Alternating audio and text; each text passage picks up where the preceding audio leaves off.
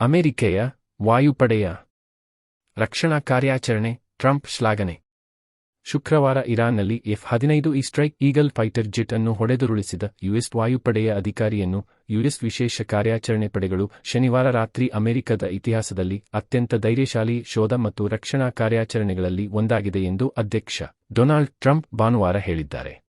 Iran ಸೇನೆಯು US ಕಾರ್ಯಾಚರಣೆಯನ್ನು ಸಂಪೂರ್ಣ ವಿಫಲ ಎಂದು ಕರೆದಿದ್ದು 2 ಸಾರಿಗೆ ವಿಮಾನಗಳು, 2 ಹೆಲಿಕಾಪ್ಟರ್ಗಳು ಮತ್ತು 2 ಡ್ರೋನ್ಗಳನ್ನು ನಾಶಪಡಿಸಿದೆ ಎಂದು ಹೇಳಿದೆ.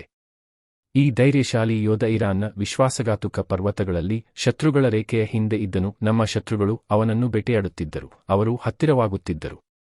ನನ್ನ ನಿರ್ದೇಶನದ ಮೇರೆಗೆ ಯುಎಸ್ ಮಿಲಿಟರಿ ವಿಶ್ವದ ಅತ್ಯಂತ ಮಾರಕ ಆಯುಧಗಳಿಂದ ಶಸ್ತ್ರಸಜ್ಜಿತವಾದ ಡಜನ್ಗಟ್ಟಲೆ ವಿಮಾನಗಳನ್ನು ಕಳುಹಿಸಿತು, ಅವನನ್ನು ಮರಳಿ ಕರೆತರಲು ಎಂದು ಟ್ರಂಪ್ ಸಾಮಾಜಿಕ ಮಾಧ್ಯಮ ಪೋಸ್ಟ್ನಲ್ಲಿ ಹೇಳಿದ್ದಾರೆ.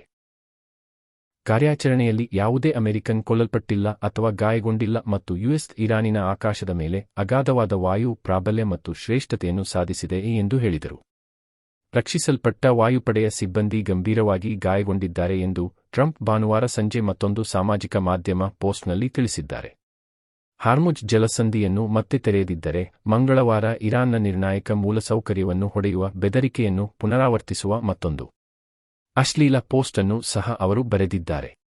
ಇರಾನ್ ಸಂಸತ್ತಿನ ಸ್ಪೀಕರ್ ಮೊಹಮ್ಮದ್ ಬಾಗರ್ ಗಾಲಿಬಾಫ್ ಅವರು ಸಾಮಾಜಿಕ ಮಾಧ್ಯಮದಲ್ಲಿ ವಿಮಾನದ ಸುಟ್ಟುಹೋದ ಅವಶೇಷಗಳನ್ನು ತೋರಿಸುವ ಚಿತ್ರವನ್ನು ಹಂಚಿಕೊಂಡಿದ್ದಾರೆ. ಯುನೈಟೆಡ್ ಸ್ಟೇಟ್ಸ್ ಈ ರೀತಿಯ ಇನ್ನೂ 3 ವಿಜಯಗಳನ್ನು ಪಡೆದರೆ ಅದು ಸಂಪೂರ್ಣವಾಗಿ ನಾಶವಾಗುತ್ತದೆ ಎಂದು ಹೇಳಿದ್ದಾರೆ.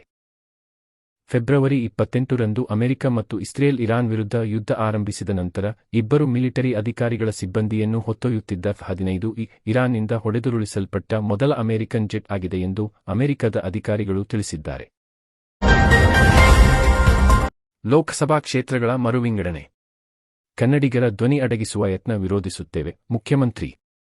ಪ್ರಸ್ತಾವಿತ ಲೋಕಸಭಾ ಕ್ಷೇತ್ರಗಳ ಮರುವಿಂಗಡಣೆ ವೇಳೆ ದಕ್ಷಿಣದ ರಾಜ್ಯಗಳ ಲೋಕಸಭಾ ಕ್ಷೇತ್ರಗಳ ಸಂಖ್ಯೆಯನ್ನು ತಗ್ಗಿಸುವುದಿಲ್ಲ ಎಂಬ ಪ್ರಧಾನಿ ನರೇಂದ್ರ ಮೋದಿಯವರ ಹೇಳಿಕೆ ರಾಜಕೀಯ ಮುತ್ಸದ್ದಿತನಕ್ಕಿಂತ ಹೆಚ್ಚಾಗಿ ಮುಂಬರುವ ಕೇರಳ ಮತ್ತು ತಮಿಳುನಾಡು ಚುನಾವಣೆಗಳನ್ನು ದೃಷ್ಟಿಯಲ್ಲಿ ಇಟ್ಟುಕೊಂಡು ಹೆಣೆದ ಚುನಾವಣಾ ತಂತ್ರದಂತೆ ಕಾಣುತ್ತಿದೆ ಎಂದು ಮುಖ್ಯಮಂತ್ರಿ ಸಿದ್ದರಾಮಯ್ಯ ಟೀಕಿಸಿದ್ದಾರೆ.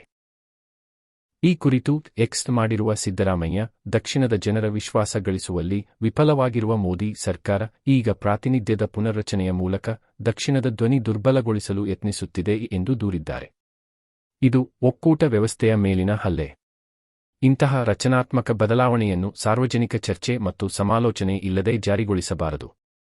ಕನ್ನಡಿಗರ ಧ್ವನಿ ಅಡಗಿಸುವ ಯಾವುದೇ ಯತ್ನವನ್ನು ನಾವು ತೀವ್ರವಾಗಿ ವಿರೋಧಿಸುತ್ತೇವೆ ಎಂದು ಎಚ್ಚರಿಕೆ ನೀಡಿದ್ದಾರೆ. ಸಮಸ್ಯೆ ಇರುವುದು ದಕ್ಷಿಣದ ರಾಜ್ಯಗಳ ಲೋಕಸಭಾ ಸೀಟುಗಳು ಹೆಚ್ಚಾಗುತ್ತವೆ ಎಂಬುದರಲ್ಲ, ಬದಲಾಗಿ ಸೀಟುಗಳು ಹೇಗೆ ಹೆಚ್ಚಾಗುತ್ತವೆ ಮತ್ತು ಇದರಿಂದ ಅಸಮಾನವಾಗಿ ಯಾರಿಗೆ ಲಾಭವಾಗುತ್ತದೆ ಎಂಬುದರಲ್ಲಿದೆ.